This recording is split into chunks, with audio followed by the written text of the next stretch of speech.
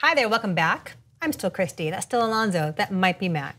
So we're talking about trailers. There are so many trailers in the world. How do we watch them all? But we find time. Starting with this one from the amazingly twisted mind of Yorgos Lanthimos, the Greek brilliant filmmaker behind The Lobster and lots of movies we love. This is called The Favorite with a U. It's a British spelling. Take a look. Throw! Throw! You look like a badger. I've sent for some lobsters. I thought we could race them and then eat them. Is there cake? Be gone!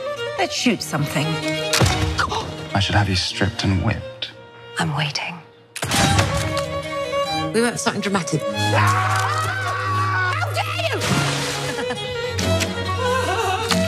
I love that Olivia Colman has a starring role in this because she's always so great in everything and so infrequently gets to be the lead. She always does really juicy supporting work in films like The Lobster, for example. So here she plays Queen Anne, early 18th century England. Rachel Weisz is her favorite servant, but then Emma Stone comes in.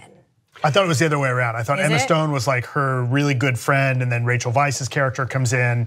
Anyway, there's a rivalry between those two noblewomen as to who's going to be more influential in Queen Anne's life, and this looks like it's going to be a very sideways version of that story.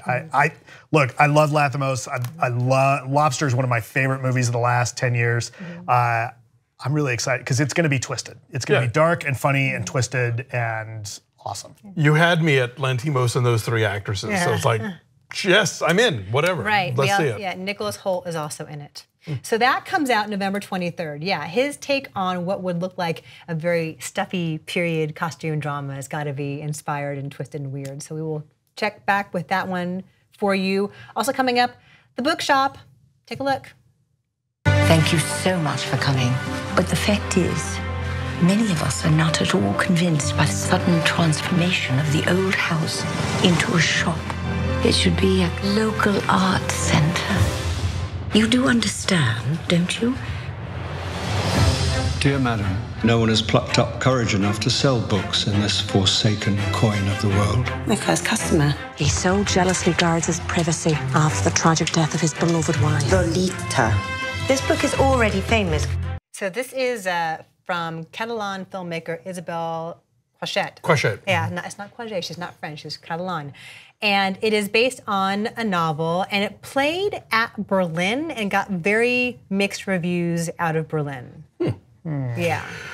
The trailer reminded me of the Guernsey literary potato peel pie. I was just going to say, I was like, again, this is either so your movie or so not your movie. It's like British people and books and post-war. And I started watching this trailer. I started watching this trailer, and I thought, wait a minute, didn't we just talk about this one? Yeah. Oh wait, no, it's a different set of book people. It's a different set of British book people, more specifically, in a charming, quaint little coastal setting. Yes. British Bibliophiles Part 2. Yeah. Oh, I was like, where have I seen that little girl? Netflix's A Christmas Prince. Oh, okay. Ask Alonso anything. So yeah, it's a great cast. Patricia Clarkson doing kind of a questionable British accent. I don't know. And Emily Mortimer, Bill Nye. I guess there's a lovely relationship that builds between Emily Mortimer and Bill Nye's characters. So it's Tweety. I like it. I like Tweety as in lots of tweed. Lots of tweed. I like Isabel Coixet. Go dig up an early film of hers called Things I Never Told You with Lily Taylor and Andrew McCarthy. It's quite good. She directed Elegy. So yeah, that comes out August 24th, late August. So we'll check back with that. Also coming out, this is not until next March now. It is the animated Wonder Park. Take a look.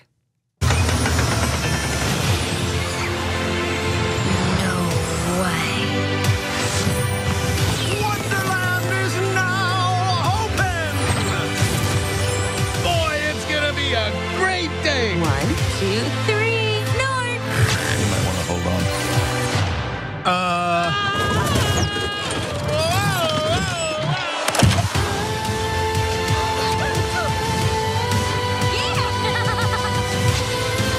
So this is a movie that has had a little bit of turmoil behind the scenes because the original director, Dylan C. Brown, stepped away from it amid accusations of inappropriate contact with People. Yeah, so he is now not the credited director. The John Lasseter School of Animation. No, this is a Paramount movie. Yeah, it's so it has a bunch of. So if you look at IMDb, it has a bunch of writers, but he is not among any of the people involved with it. So we'll see. It looks kind of like an animated Tomorrowland. Or Zootopia. Kids love theme parks and talking animals. Go. This seems to be, there's some Spanish involvement here. I think it's a Spanish-American production, kind of joint production. It looks relatively generic. It does. Right? I certainly didn't get a sense of there being an actual plot here. Yeah. Which I guess there will be one. It's a girl who finds a place and it's magical. Okay. Great. Anyway, so that comes out March 15, 2019, which I believe is also around the time of some kind of big Marvel movie. Odds are. Given that they come out earlier and earlier. Isn't that when, is that Captain Marvel? Yeah. There you go. Or is that like March 6th? Anyway, this looks like it's aimed toward a younger crowd. So Wonder Park. It's counter-programming. We'll review it. And then finally we have The Miseducation of Cameron Post. Take a look at that. Cameron, your struggle is with the sin of same-sex attraction. You're facing the consequences of your actions, and it's ugly. Why does she give such a shit? I guess it's like having your own Disney villain. Only this one won't let you jerk off.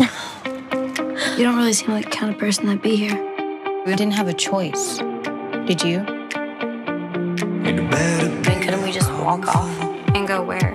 What's worse, karaoke night or living on the streets? Where does my heart? Kind of wanted to hear more of that song. So so Chloe Grace Moretz in a film that reminded me, just from looking at this, of another movie that's coming out in November called Boy Erased. Which is also about gay conversion therapy. Yes, this is based on a YA novel. It's the second film from Desiree Akhavan, who had a terrific debut a couple years ago with Inappropriate Behavior. She also popped up on HBO's Girls. This premiered at Sundance. It's going to be closing night at Outfest, which kicks off tomorrow night. Wow, what are the odds? July 12th, if you're in Los Angeles, outfest.org. Have you seen this? I've not, but I've heard good things. And like I said, I'm a big Desiree Akhavan fan. And one of the other actresses is Sasha Lane from American Honey. There you go. Your favorite. This movie, I'm intrigued by this one. I hope it's good. I think Chloe Grace Moretz is picking interesting things to do. The whole concept of the gay conversion therapy camp makes me think, like, you really want to put like the kids you're trying to talk out of being gay all together? It seems like that's tragically they still exist. Yeah, I know. And they are often monstrous places run by people who have no idea what they're doing, who are torturing teenagers in the name of Jesus. Yeah, it seems like it's like we're gonna brainwash you and you're gonna be fine. Yeah.